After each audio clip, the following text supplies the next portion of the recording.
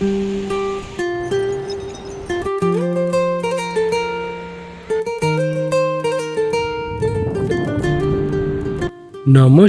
বন্ধুরা, আজকে আপনাদের আমি নিয়ে যাব দীঘাতে। আর এই ভিডিওর মধ্যে থাকবে দীঘায় ঘোরার সমস্ত জায়গা, যেমন দীঘার সমুদ্র সৈকত, দীঘার মোহনা, দীঘার মন্দির, এছাড়াও ইত্যাদি। প্রথমে বলি দীঘায় কিভাবে যাবেন। দীঘায় যাওয়ার জন্য অনেক কিছু ব্যবস্থা আছে, যেমন বাসে করেও যাওয়া যায় এবং ট্রেনে করেও যাওয়া যায়। তবে আমি প্রেফার করব ট্রেনে করে যাওয়া, কারণ ট্রেনে করে গেলে আপনার পয়সাও বাঁচবে আর কমফোর্টেবল জার্নিও হবে। ট্রেনের খরচা 105 টাকা টিকিট নেয়, আর আপনারা যদি জেনারেলে যেতে চান তাহলে 60 টাকা দিয়ে শুরু হয়। তাই ট্রেনে যাওয়াটাই সব থেকে ভালো এবং সুবিধাময়। দীঘায় পৌঁছানোর পর প্রথম কাজ হলো হোটেল খোঁজা।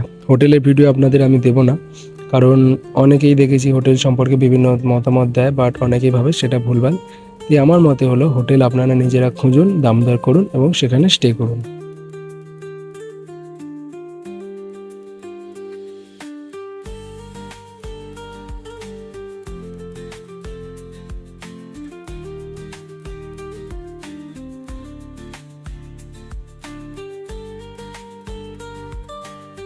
তো বন্ধুরা, রবিবার সন্ধে, এখন বাজে 7:20। দাঁড়িয়ে আছি ওল্ড দীঘার বিচে। দেখতেই পাচ্ছ সমুদ্রের সেই রূপ। রাত্রিবেলা সকালের রূপ পুরো আলাদা। সকালের রূপ আপনাদের দেখেছি, আর এটা রাত্রির। সকালে সেই গরম হাওয়া, আর শীতকাল নয়, গরম পড়ে গেছে হালকা হালকা। তো জাস্ট যা হাওয়া দিচ্ছে, পুরো এখানে বসলে ওই যে গানটা আছে না, মাতাল মাতাল করে দেবে, তো পুরো সেম মাতাল করে দেবে। তো আপনাদের আরো দেখাবো, তো চলুন যাই।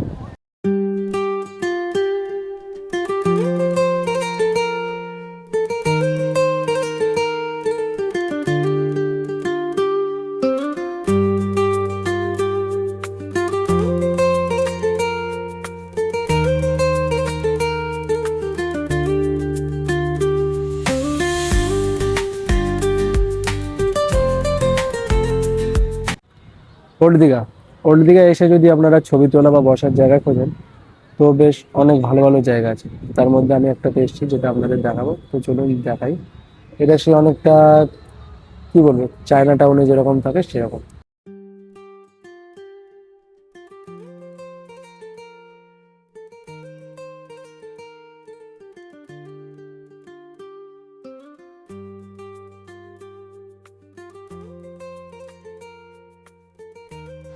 যদি চেস খেলতে চান, আপনারা যারা চেস প্রিয়, তাহলে এখানে আসতে পারেন।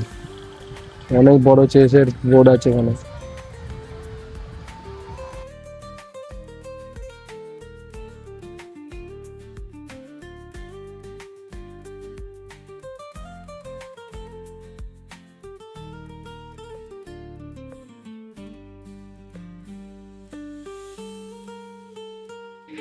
দীঘায় গিয়ে একটি নতুন অভিজ্ঞতার সম্মুখীন হই। টিভিতে আমি এই জিনিসগুলো অনেকবার দেখেছি, কিন্তু চোখের সামনাসামনি কোনোদিন দেখিনি। তো এটা আমি দেখতে পাই ওখানে গিয়ে, যেটা দেখে একটু আলাদাই অনুভূতি হচ্ছিল। তাই সেটাও আপনাদের সাথে শেয়ার করলাম।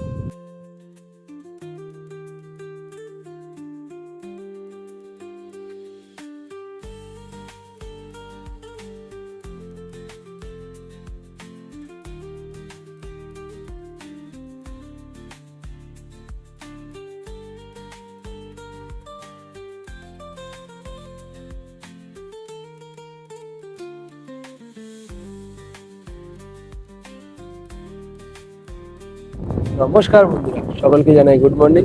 আজকে সোমবার সকাল, কালকে আমরা বিশ্বকাপ জিতে গেছি T20। আর আজকে চলে এসেছি এখন মোহনাতে। সকাল সকাল একটু বেলা হয়ে গেছে আসতে, সেজন্য সানরাইজ দেখতে পাইনি, বাট বাকি ভিউগুলো আপনাদের দেখাবো। চলুন দেখাই।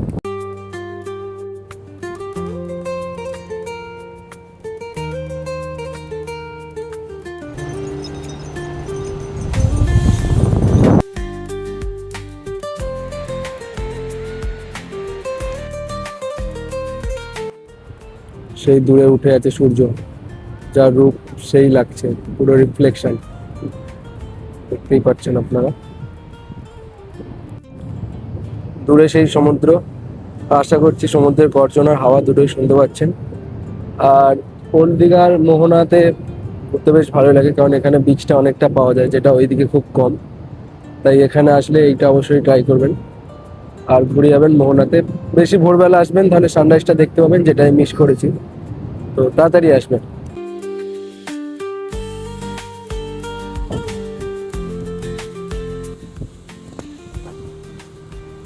মোহনা। মোহনা মানে হলো যেখানে নদী আর সমুদ্রের মিলন ঘটে। তো আমি যেখানে বসে আছি তার ব্যাক সাইড যেটা দেখতে পাচ্ছেন সেটা হলো নদী, আর আমার অপোজিটে সেটা হলো সমুদ্র। আর এই দুটো জায়গা মিলে তৈরি হয়েছে মোহনা।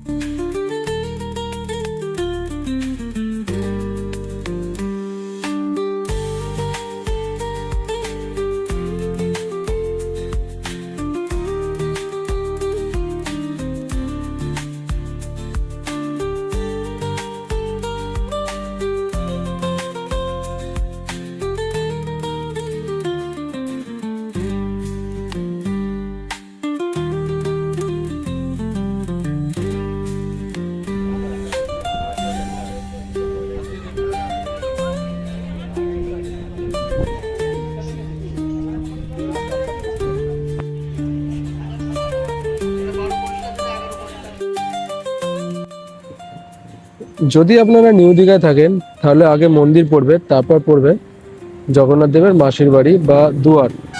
আর যদি ওল্ড দীঘায় থাকেন তাহলে মন্দিরে যেতে গেলে আগে পড়বে দুয়ার, আর তারপরে পড়বে জগন্নাথ দেবের মন্দির।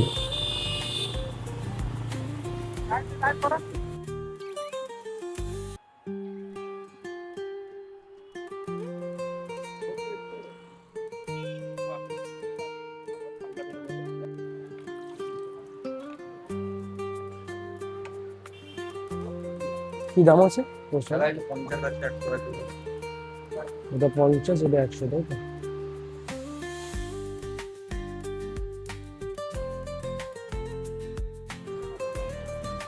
তো দেখতেই পাচ্ছেন আমরা মন্দিরে ঢুকে গেছি, তো চলুন মন্দিরে নিয়ে যাই।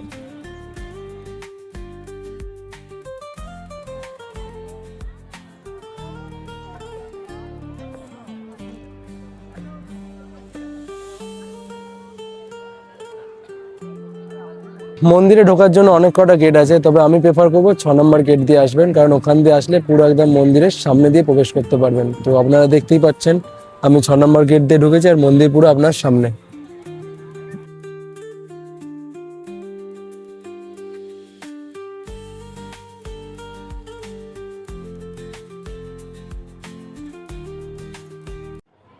মন্দির সেটা যেখানেই হোক না কেন একটি শান্তির জায়গা, আর এটাও সেরকম। আপনারা যখন এখানে আসবেন পুরো একদম নিস্তব্ধ। হাজার একটা লোক এখানে ভর্তি আছে, চারিদিকে লোক ঘোরাঘুরি করছে, যেটা দেখতে পাচ্ছেন আপনারা, কিন্তু আওয়াজ খুব কম, একদম নিস্তব্ধ। আপনারা যদি মনে করেন এখানে বসে সময় কাটাতে পারবেন অনেকক্ষণ, আর খুব ভালো লাগবে সময় কাটাতে। আরো মন্দিরটা ঘুরে ঘুরে আপনাদের দেখাবো, তাই চলুন আরো ভিডিও দেখাই, আরো মন্দিরটাকে দেখাই।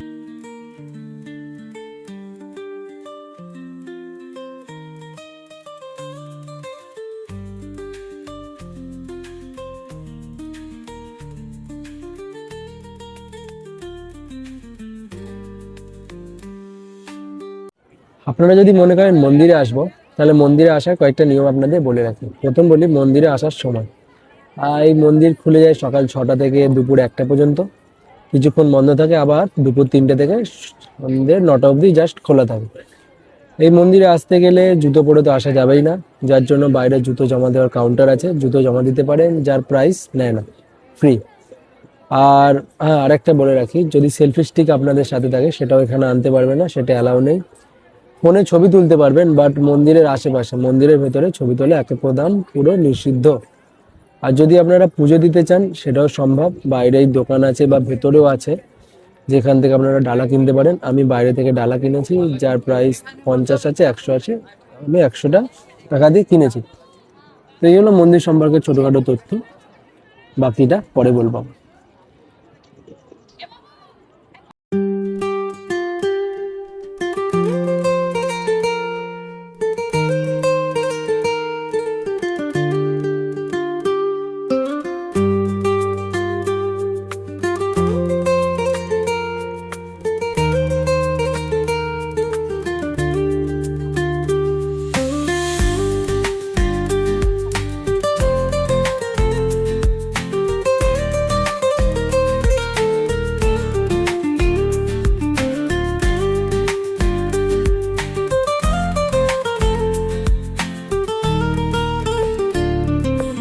দীঘার মন্দিরে ভোগ খাওয়ারও সুব্যবস্থা করা আছে। যেহেতু এখানে সীমিত হিসেবে রান্না হয়ে থাকে, তাই আপনাদের সকাল সকাল যেতে হবে এবং কুপন কাটতে হবে। তাই যদি আপনারা ভোগ খেতে চান তাহলে দীঘার মন্দিরে সকাল সকাল গিয়ে কুপন কেটে নেবেন।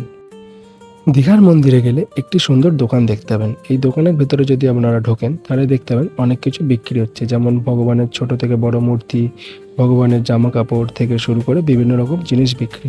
তাই মন্দিরে গেলে এই দোকানটিতে অবশ্যই ঘুরে আসবেন। আজ মঙ্গলবার, দীঘা থেকে আজকে বাড়ি যেতে হবে। খুব কষ্ট হচ্ছে বাড়ি যাওয়ার আগে। লাস্ট টাইম আরেকবার মোহনা ঘুরে চলে যাই। আর ওয়েদার এখানে প্রচুর মেঘলা করে আছে, দেখাচ্ছি আপনাদের। আজ মঙ্গলবার সকাল, আর দীঘার ওয়েদার দেখুন, পুরো এরকম মেঘে মেঘাচ্ছন্ন। এসেছিলাম তো সানরাইজ দেখতে, দেখতে তো পাইনি, বাট এই ওয়েদার পুরো মেঘে মেঘাচ্ছন্ন হয়ে আছে। প্রকৃতির সব রূপই সুন্দর এবং ভয়ঙ্কর। সেরকম সমুদ্রের মাঝে এই বর্ষা বা মেঘটা বেশি ভয়ঙ্কর লাগে, সেরকমই কিন্তু এই ভয়ঙ্করের মাঝেও সৌন্দর্য লুকিয়ে আছে। সবকিছু তো একসাথে পাওয়া যায় না। সানরাইজটা পেলাম না, আবার কোনো সময় আসলে দেখাতে পারবো এবং দেখতে পাবো।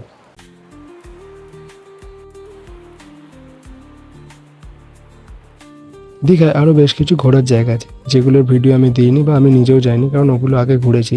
কিন্তু আপনারা মনে করলে যেতে পারেন, যেমন ওখানে উদয়পুর যেতে পারেন। এছাড়াও আরও বিভিন্ন পার্ক আছে, সেই সবগুলো আপনারা ঘুরে দেখতে পারেন। পুরো দীঘা ঘুরতে গেলে কিছু কিছু জায়গা আছে যেখানে আপনাকে গাড়ি করতেই হবে। আর গাড়ি করতে গেলে আপনাদের ভাড়া একটু বলে রাখি। ওখানে যে টোটোগুলো পাওয়া যায় সেখানে যদি একজন ওঠেন তাহলেও 100 টাকা নেয়, আর যদি 5 জন ওঠেন তাহলেও 100 টাকা নেয়। আর যদি আপনারা শেয়ার করে যেতে চান তাহলে ওয়েট করতে হয়, যেটার ভাড়া 20 টাকা 25 টাকার মধ্যে হয়ে যায়। তাই গাড়িতে উঠলে একটু দেখে উঠবেন আর দাম দর করে উঠবেন।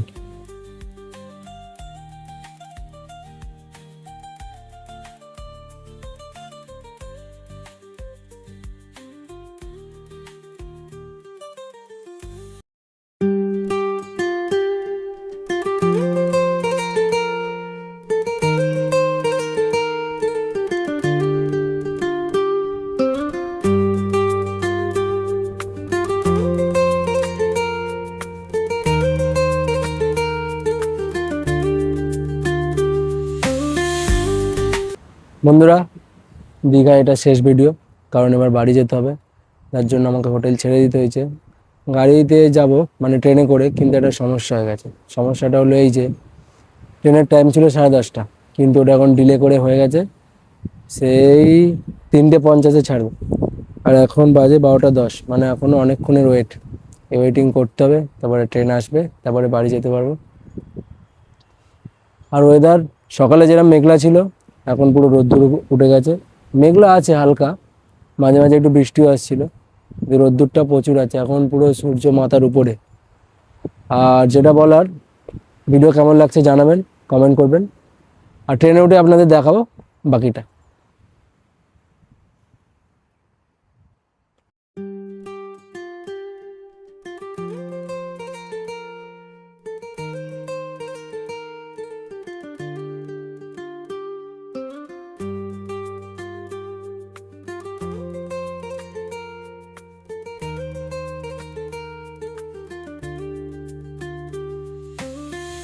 তো এখানে আমার দীঘার ভিডিও শেষ হলো।